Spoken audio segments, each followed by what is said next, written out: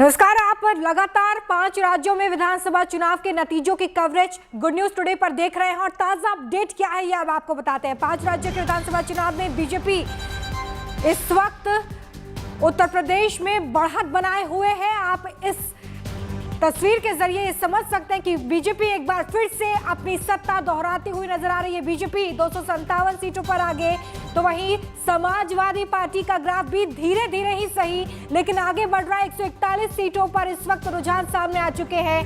BSP के हाथ सिर्फ यहां पर 2 सीटें, कांग्रेस के खाते में 1 सीट और अन्य के खाते में 2 सीटें रुझानों में आती हुई नजर आ रही है। स्कोर कार्ड हम आपको दिखा रहे हैं। साथ ही साथ ये भी समझ लीजिए कि किस दल को कितना वोट परसेंटेज मिला है। बीजेपी इसमें सबसे ऊपर अभी नजर आ रही है। 44% वोट शेयर जो है वो बीजेपी के खाते में जाते हुए, तो उसके बाद जो सेकंड लार्जेस्ट पार्टी इस वक्त उत्तर प्रदेश में वो समाजवादी पार्टी 37% वोट शेयर यहाँ पर उसका नजर आ रहा है। तीसरे नंबर पर बीएसपी है जिसे 13% वोट विधानसभा चुनाव में यूपी के मिले हैं। कांग्रेस 2%, सिर्फ 2% जो है कांग्रेस का यहाँ पर वोट शेयर नजर आ रहा है। तो वहीं अन्य जो है जिसमें निर्दलीय शामिल है और अन्य जो छोटे छोटे दल है वो शामिल है, इसको 4% वोट शेयर यहाँ पर मिलता हुआ नजर आ रहा है। इसके बाद बात करते हैं उत्तराखंड में 70 विधानसभा सीटें और बीजेपी यहाँ पर भी बाजी मारती हुई नजर आ रही है। एक बार फिर से सत्ता में काबिज होती हुई 48 सीटों पर बीजेपी यहां पर रुझानों में आगे चल रही है। तो वहीं कांग्रेस यहां पर सेकंड लार्जेस्ट पार्टी बनकर उभरी है। 18 सीटें रुझानों में उसको मिलती हुई नजर आ रही है, जबकि आपका खाता यहां पर नहीं खुल पाया है। तो वहीं अन्य के खाते में 4 सीटें जाती हुई इस वक्त रुझानों में नजर आ रही है। सिर्फ रुझानों के जरिए जो तस्वीर निकलकर सामने आ रही है वो हम आपको दिखा रहे हैं। और देखिए उत्तराखंड में वोट शेयर की अगर बात की जाए तो बीजेपी यहां पर भी 44% वोट शेयर अपनी तरफ लाती हुई नजर आ रही है। यहाँ पर सेकंड लार्जेस्ट पार्टी जो कि कांग्रेस बनी है, वोट शेयर अच्छा खासा नजर आ रहा है लेकिन ये वोट शेयर सीटों में तब्दील नहीं हो पाया है। 39% वोट शेयर यहाँ पर नजर आ रहा है। और इसके बीच एक बड़ी खबर का रुख कर लेते हैं। चुनाव से जुड़ी हुई उत्तर प्रदेश के रुझानों में बीजेपी को बहुमत मिलता हुआ नजर आ रहा है, यानी कि वो जादुई आंकड़ा छूती हुई नजर आ रही है बीजेपी, जिसकी बात बार बार बीजेपी की तरफ से की जा रही थी। गोरखपुर से सीएम योगी भी जीत गए हैं। इस वक्त की सबसे बड़ी खबर, गोरखपुर सदर सीट से सीएम योगी आदित्यनाथ ने जीत दर्ज कर ली है। यूपी के रुझानों में बीजेपी के लिए भी गुड न्यूज निकलकर सामने आ रही है, जहां पर बीजेपी एक बार फिर से सत्ता पर काबिज होती हुई नजर आ रही है। और उससे बड़ी खबर ये कि गोरखपुर सदर से सीएम योगी जीत गए। गोरखपुर हाई प्रोफाइल सीट जिस पर सभी की नजरें टिकी हुई थी, गोरखपुर से खास जुड़ाव सीएम योगी आदित्यनाथ का, और यही कारण माना जा रहा था कि उन्होंने इस सीट से चुनाव लड़ने का फैसला किया। पहला विधानसभा चुनाव सीएम योगी का जो कि गोरखपुर सदर से उन्होंने लड़ा और शानदार जीत उनकी तरफ से हासिल की गई है। और शानदार प्रदर्शन एक बार फिर से बीजेपी का विधानसभा चुनाव में।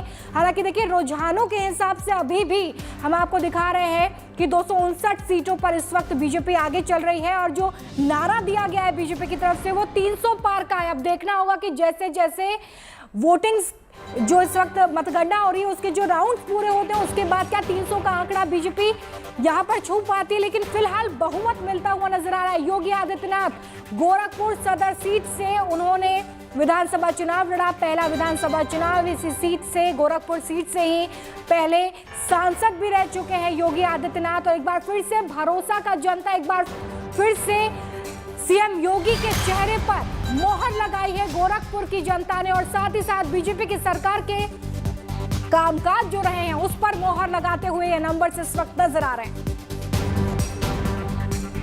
देखिए 5 राज्यों के विधानसभा चुनाव में बीजेपी 4 पर आगे है। यूपी जैसे निर्णायक राज्य में 34 साल बाद किसी राजनीतिक दल ने लगातार दोबारा जीत हासिल की है। योगी आदित्यनाथ बीजेपी के लिए बहुत ही ज्यादा उपयोगी साबित हुए हैं। विरोधियों पर उनकी छवि का बुलडोजर भी खूब चला है। चुनाव की गर्मी नतीजों ने उतार दी है और योगी आदित्यनाथ उत्तर प्रदेश के पहले ऐसे मुख्यमंत्री हैं जो लगातार दोबारा प्रदेश की कुर्सी को संभालने जा रहे हैं। योगी के उपयोगी बनने में किसका क्या योगदान रहा है, आइए समझाते हैं आपको।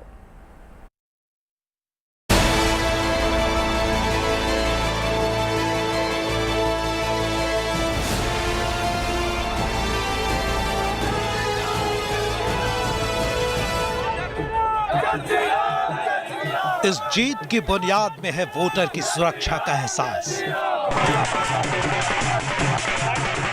धर्म की सुरक्षा, सामाजिक सुरक्षा और आर्थिक सुरक्षा, और सबसे ज्यादा महिलाओं की सुरक्षा। आपको आज से 5 साल पीछे ले चलते हैं और बताते हैं कि संगठन की शक्ति और योगी मोदी के नेतृत्व ने उत्तर प्रदेश में कैसे दोबारा जीत की ऐतिहासिक स्क्रिप्ट लिखी।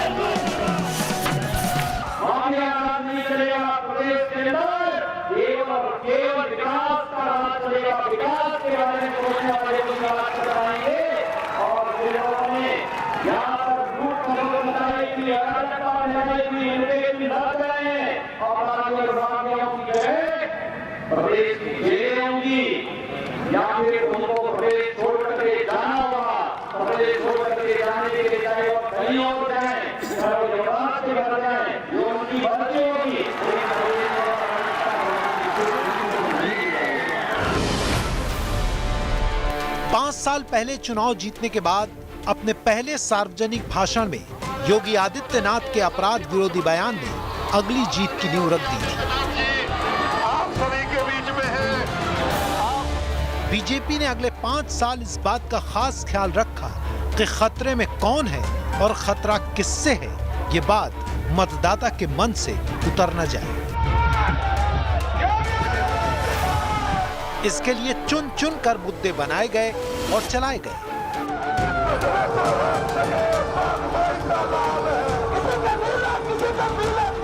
हम लोग किसी गरीब, किसी किसान, किसी मजदूर, किसी व्यापारी, किसी बहन और बेटी के इज्जत के साथ खिलवाड़ करने की इजाजत किसी को भी नहीं देंगे। और यह आश्वासन देने के लिए आपको ना एक बार हम लोग आपके बीच आए हैं।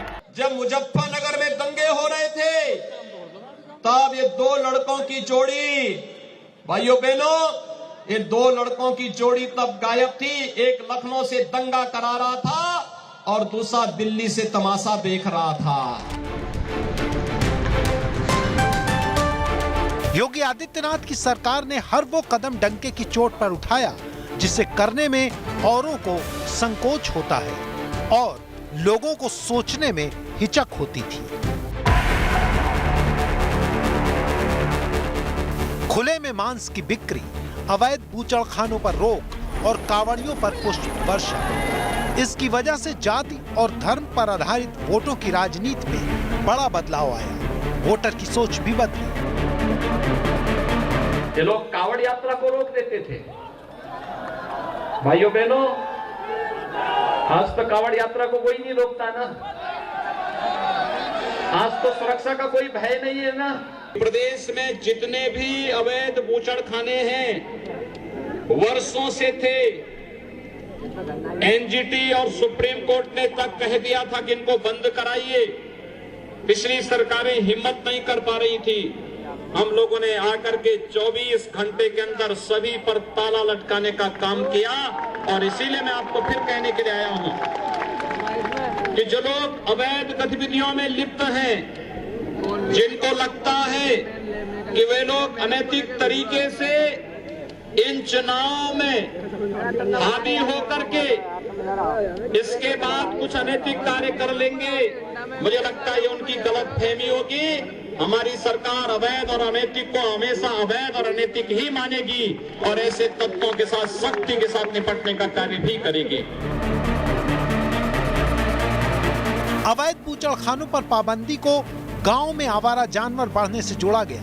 मुद्दा बनाया गया कि बाबा के साणों ने किसान की फसल खा ली। नतीजा, आवारा जानवर बीजेपी के वोट चर गए। लेकिन योगी आदित्यनाथ की सरकार ने छुट्टा सांड की तरह घूमने वाले बेखौफ अपराधियों पर निगाह रखी। प्रदेश में एनकाउंटर का दौर चला। ये इतना बढ़ा कि पुलिस वाले मुंह से ठाए ठाए करते पकड़े गए। लेकिन ऐसी तस्वीरें भी सामने आईं जहां अपराधी थाने में आकर जेल जाने की विनती करते भी नजर आए।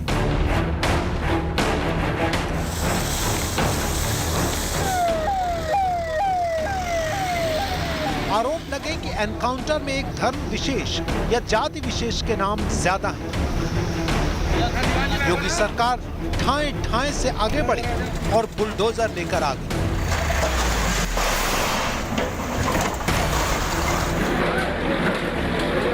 दावा किया गया कि माफिया की अवैध संपत्तियां मिट्टी में मिला दी जाएंगी।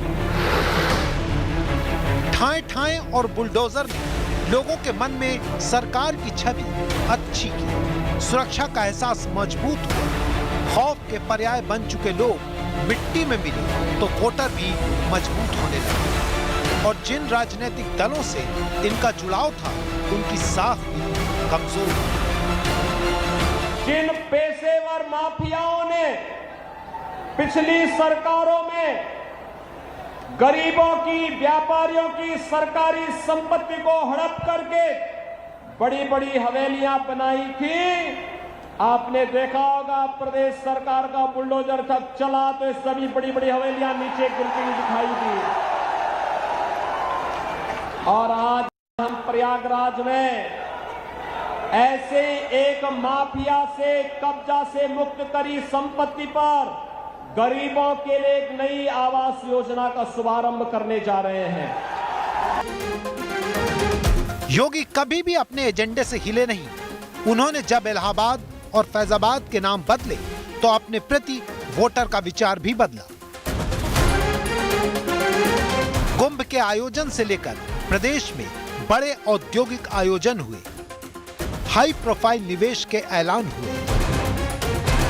प्रधानमंत्री श्री नरेंद्र मोदी जी के यशस्वी नेतृत्व और मार्गदर्शन में, माननीय गृह मंत्री जी के मार्गदर्शन और उनकी प्रेरणा से आज उत्तर प्रदेश देश के विकास में बाधक नहीं, देश के विकास में अग्रणी भूमिका का निर्वहन करते हुए दिखाई दे रहा है। और सहारनपुर में मां शाकंभरी के नाम पर बनने वाला ये विश्वविद्यालय इसका एक उदाहरण आप सबके सामने है।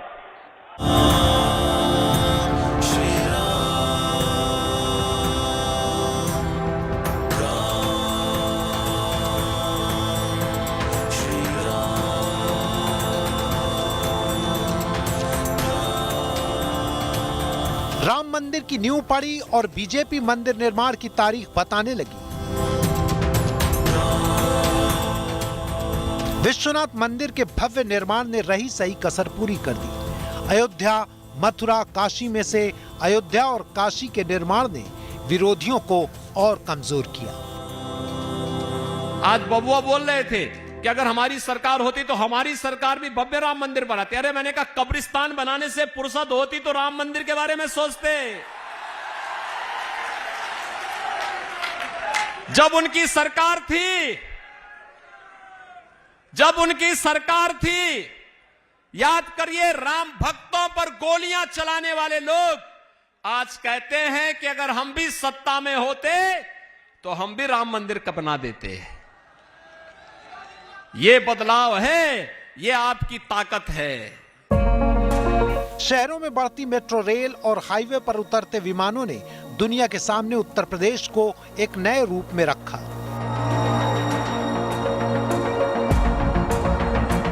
घर घर बिजली और 24 घंटे बिजली, गांव में गरीबों की महिलाओं के नाम पर घर, किसानों के खाते में 6000 की रकम, उज्ज्वला के चूल्हे और मनरेगा की मजदूरी ने बुरे वक्त के एहसास को कम कर दिया। कोरोना के दौरान गांव-गांव में पहुंची व्यवस्था और घर घर मुफ्त राशन ने लोगों का विश्वास सरकार पर और ज्यादा मजबूत किया। राशन की सुविधा के खिलाफ आवारा जानवरों का दांव दोहराया गया। विरोधियों ने कहा कि सरकार ने जितना राशन दिया नहीं, उससे ज्यादा तो योगी सरकार की नीतियों से बढ़े आवारा जानवर खेत में खा गए। लेकिन अनाज का लाभ आवारा जानवरों पर भारी पड़ा। नतीजा योगी आदित्यनाथ यूपी के लिए उपयोगी भी साबित किए जाने लगे। पूरे यूपी की जनता कह रही है, यूपी प्लस योगी बहुत है उपयोगी।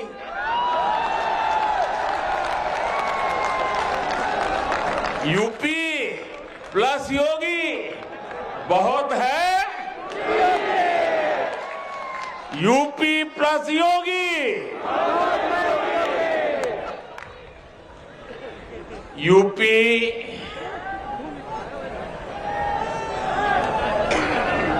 UPYOGI,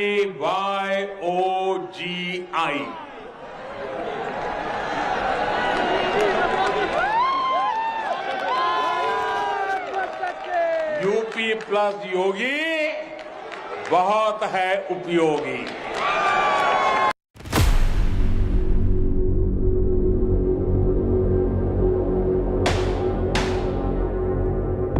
उत्तर प्रदेश में धर्मांतरण का बड़ा गिरोह पकड़ा गया। आरोप लगाया गया कि हिंदुओं को मुस्लिम बनाने की साजिश चल रही है। इसके बाद सरकार को मौका मिला कि उसने लव जिहाद विरोधी जो कानून बनाया उसे सही साबित कर सके। धर्मांतरण या लव जिहाद से जुड़े हुए जो मुद्दे हैं हमारे, देखिए, छल छद्म और धोखे से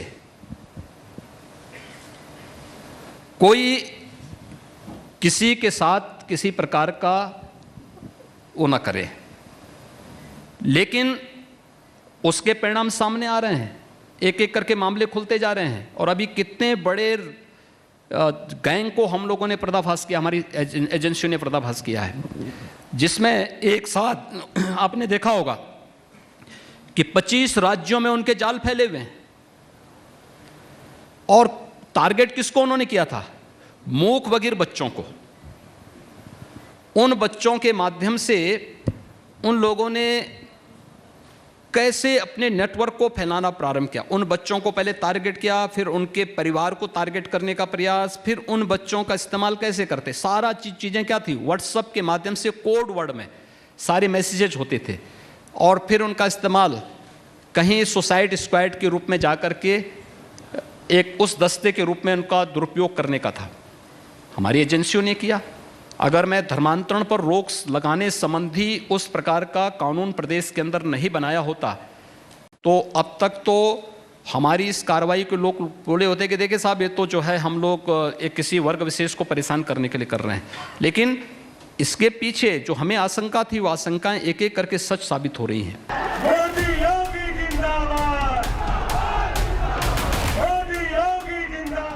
बीजेपी के सामने बड़ी चुनौती थी कि चुनाव को जातियों की लड़ाई में बंटने से बचाए। कर्नाटक के हिजाब विवाद ने जातियों में टूटते वोटर को हिंदू बनाए रखने में मदद की। पिछड़े वर्ग के वोटों की राजनीति करने वाले पुराने सहयोगियों ने चुनाव से पहले साथ छोड़ा, लेकिन अपने वोट बीजेपी से नहीं छोड़ा पाए। बीजेपी ने बहुत चालाकी से पूरे चुनाव को बहुजन समाज पार्टी की जगह समाजवादी पार्टी की ओर मोड़कर मंडल पर कमंडल को मजबूत किया। नरेंद्र मोदी की लोकप्रियता हमेशा साथ रही। यूक्रेन में सरकार की सुपर रक्षक छवि ने नरेंद्र मोदी के प्रभाव को चुनाव में और बढ़ा दिया।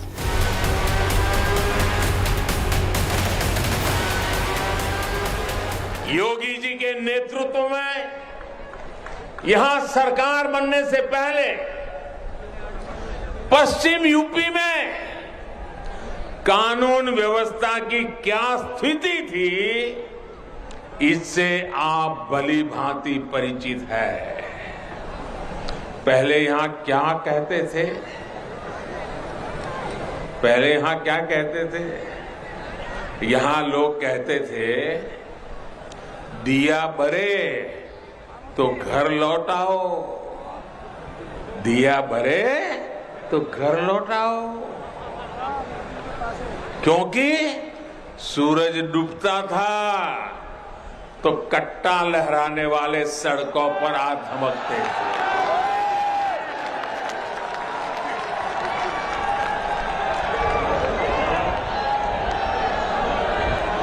ये कट्टा गया कि नहीं गया? ये कट्टा जाना चाहिए था कि नहीं जाना चाहिए था?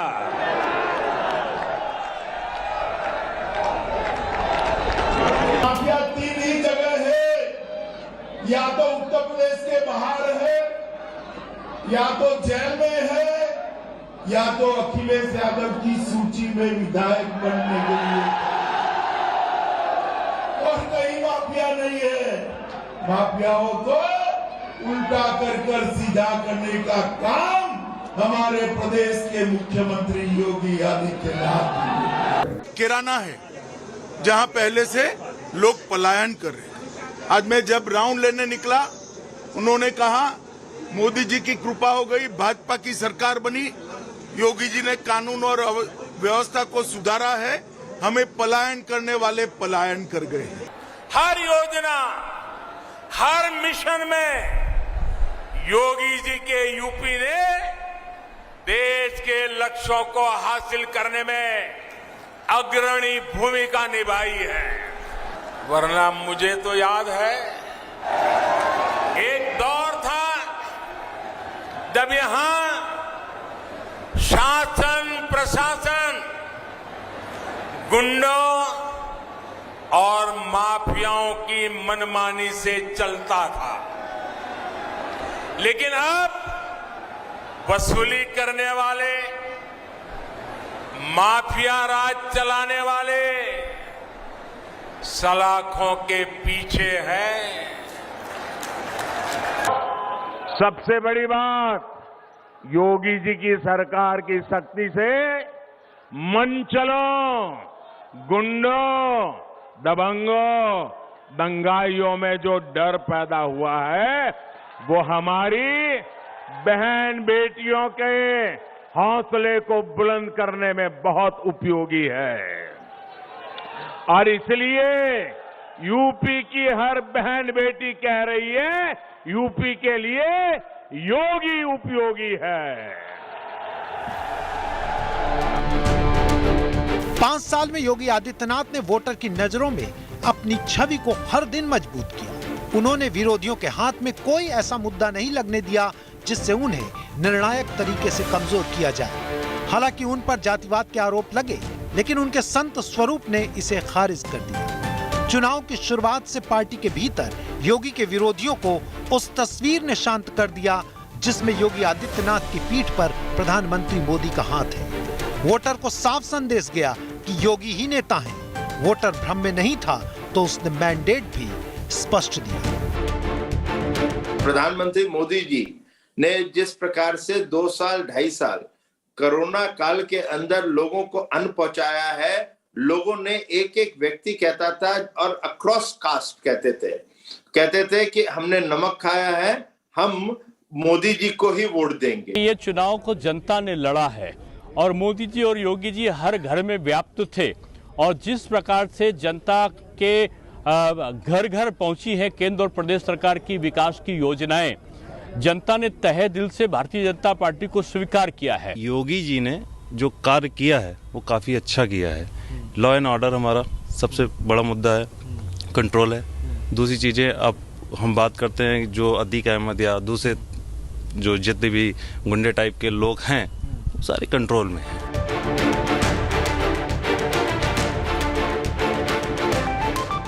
ऐसे विरले संयोग के पीछे योगी जी का इतिहास भी जिम्मेदार है। योगी आदित्यनाथ का जन्म करीब 50 साल पहले उत्तराखंड में हुआ था। पिता फॉरेस्ट रेंजर थे। पहले इनका नाम अजय बिष्ट था। इनके 7 भाई बहन हैं। साधारण शिक्षा के बाद जब अजय गोरखपुर के योगी आदित्यनाथ के संपर्क में आए तो अजय से योगी आदित्यनाथ बन गए। उनका परिवार अभी भी बहुत साधारण तरीके से रहता है।